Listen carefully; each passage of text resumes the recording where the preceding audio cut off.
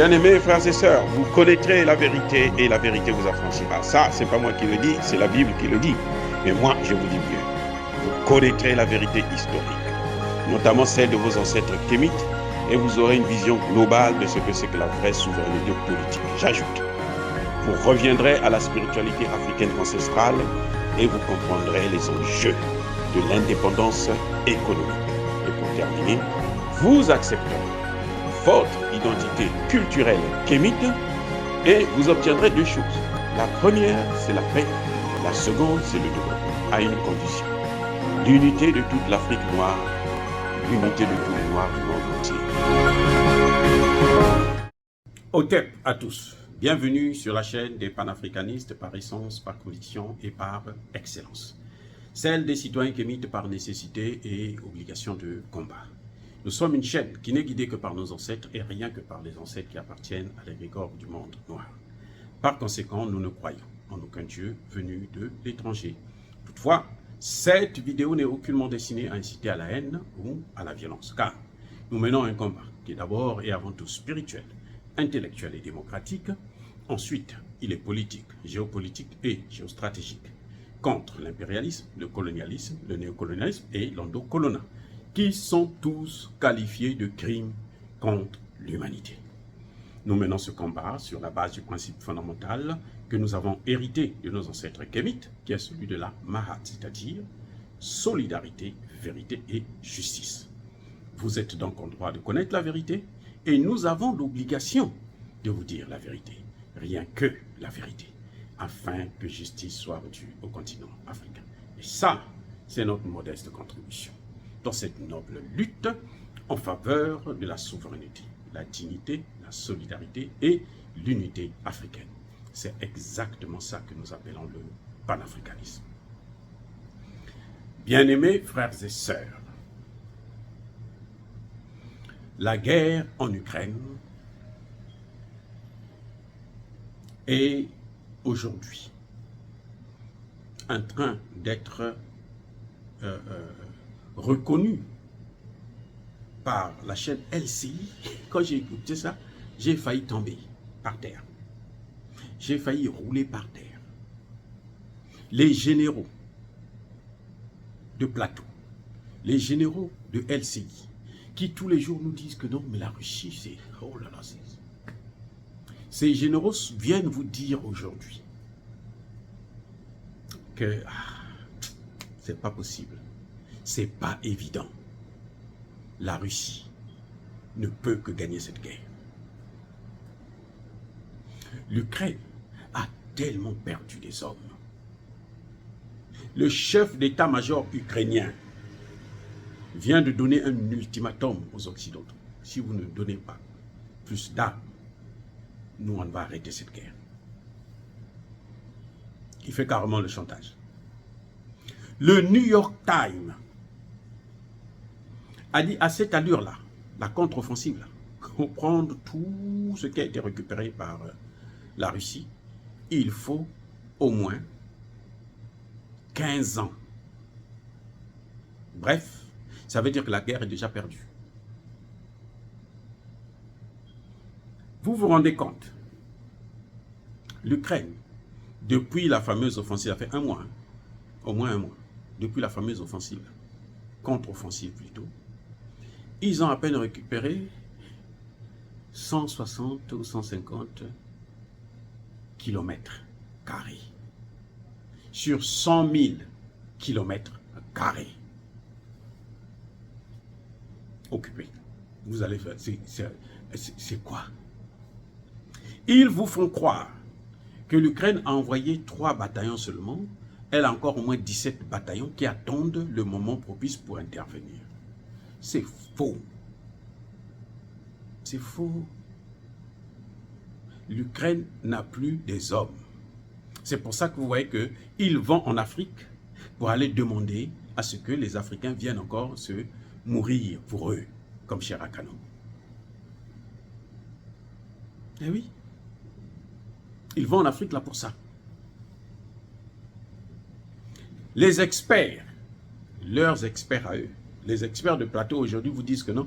Vous savez, la contre-offensive, quand on organise une contre-offensive, les premiers battants qui viennent pour percer les lignes de défense là, ils doivent être 3 fois plus nombreux que ceux qui sont sur le terrain, ceux qui combattent que les adversaires. Ça dit que c'est 3 sur 1. Or, actuellement, c'est le contraire carrément. C'est presque de 8 Russes pour 1 Ukrainien. Donc,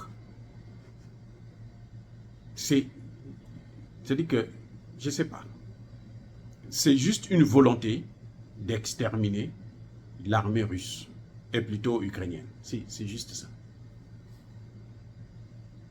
Il ne faut pas oublier, je vais vous informer encore une chose, c'est que les Russes, là, ils viennent encore de relancer, d'envoyer encore près de 300 000 hommes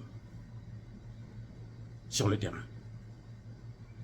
Près de 300 000 soldats, ils ont mobilisé, là, ils ont envoyé. Là, ces derniers jours-là. Alors que l'Ukraine est en train de chercher des hommes. Quant au matériel, il y a plus de 2500 unités qui ont été détruites. Chars, blindés, machin, plus de 2500. Depuis le début de la contre-offensive.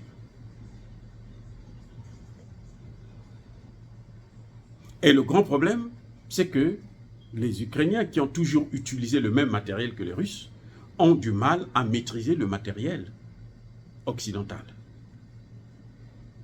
Quand vous prenez par exemple un char, Abrams, vous avez autour du char, là, pour un char, pour 1 heure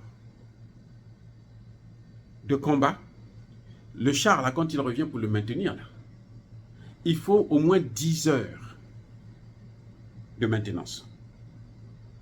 Il faut des experts. C'est pareil pour les F-16 qui sont en train de demander. Hein? Parce que les F-16, c'est encore pire d'ailleurs, les F-16. C'est-à-dire que pour un char qui se déplace, il doit avoir une machine, un groupe d'hommes qui travaillent sur l'ordinateur, sur ceci, sur... Donc, c'est pas seulement un individu qui rentre dans le char et puis il s'en va, il va faire la guerre. Non. Il y a toute une équipe qui doit suivre ce char. Il y a toute une logistique qui doit aller avec ce char.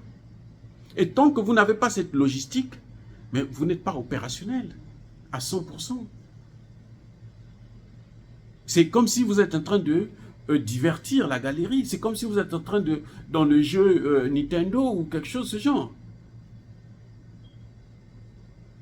Et ça, il y a les vrais experts français plutôt, hein, comme Catherine Galacteros, qui, ça dit que depuis le début, elle a dit, mais vous ne pouvez pas, l'Ukraine ne peut pas gagner.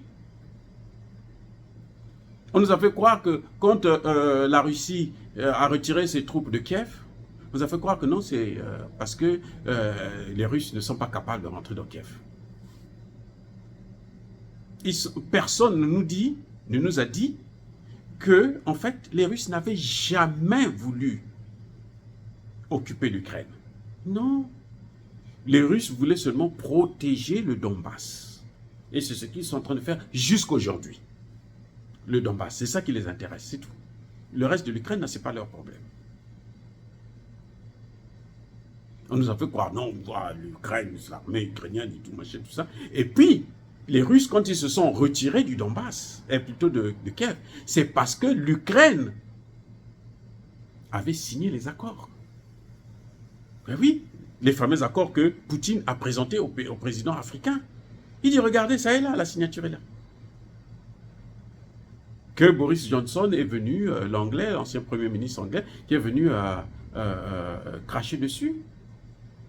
Il a mis dans la poubelle de l'histoire. Voilà ce qui est en train de se passer. Parce que les experts, celle dont je venais de vous citer, Catherine Galacteros, elle est docteure en sciences politiques et colonelle de l'armée. À la retraite, bien sûr, mais elle est colonelle de l'armée. Elle vous dit, elle enseigne dans les écoles de guerre, elle vous dit, les Russes ne voulaient pas, parce que s'ils voulaient intervenir, ils n'allaient pas lancer à peine moins de 200 000 personnes pour occuper l'Ukraine. Ce n'était pas possible. Il fallait plus que ça. Oui, donc, ce qui est en train de se passer en Ukraine, c'est juste triste. Et c'est triste surtout pour les dirigeants ukrainiens qui ne comprennent pas qu'on est en train de les envoyer à l'abattoir, quoi. Ils sont carrément tous placés sur le plancher de vache. C'est malheureux. C'est malheureux. Et ils viennent, eux aussi, ils ont le toupet de se moquer de nous, les Africains. Ils disent, oh, vous voyez, et là, ils ont seulement faim. On va vous donner les grains, là, quand les chefs d'État africains sont pas, on va vous donner des grains. Dieu merci, le président sud-africain a répondu, nous ne sommes pas des mendiants, des quémandeurs. Nous, on est venus pour la paix. Nous voulons que vous puissiez faire la paix. Puisque vous ne voulez pas, vous voulez la guerre, allez-y, continuez à faire votre guerre. Nous, on a fait ce qu'on devrait faire devant Dieu et devant les hommes. Ils ont agi. Moi, j'ai aussi critiqué au début, mais après, je me suis rendu compte que non, mais il faut qu'ils s'affirment. C'était très important de montrer au monde que non, nous, on est neutre, nous, on ne veut pas la guerre. Et on fait pression sur l'Afrique du Sud jusqu'aujourd'hui. On continue à faire pression sur l'Afrique du Sud pour que l'Afrique du Sud puisse condamner Poutine. Mais même si l'Afrique du Sud condamne Poutine, ça va faire quoi? Emmanuel Macron veut aller assister à la réunion des BRICS. Il dit, si je pars là-bas, il faut respecter le droit international. Donc, il ne faut pas faire venir Poutine. C'est-à-dire que c'est complètement fou. Je dis, hein, ça c'est la folie. Il est complètement fou. Il est dingue. Il dit, moi je viens, mais n'invitez pas Poutine. C'est ça le problème. Et en fin de compte, quand vous regardez très bien, Emmanuel Macron veut rencontrer Poutine parce qu'il n'arrive plus à parler avec lui, même au téléphone, Poutine n'en veut plus. Voilà le vrai problème. Bref, en tout cas, il n'y a rien à faire. L'Ukraine ne peut pas gagner cette guerre. Il est donc temps qu'on puisse aller vers des négociations afin qu'on puisse arrêter cette putain de guerre. Dire cela, c'est inciter à la haine ou à la violence, non. Il y a ma colère, encore, bien-aimés frères et sœurs, soyez bénis. Je persiste et je signe. Soyez abondamment bénis par le Dieu des Kémites et par nos ancêtres angélisés.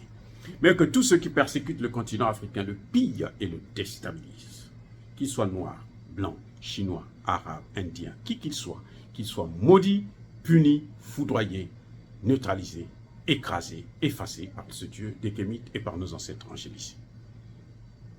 Je vous adore. Vous êtes tous des anges. Encore une fois, soyez bénis. Vive l'Afrique éternelle. J'ai dit et j'assume.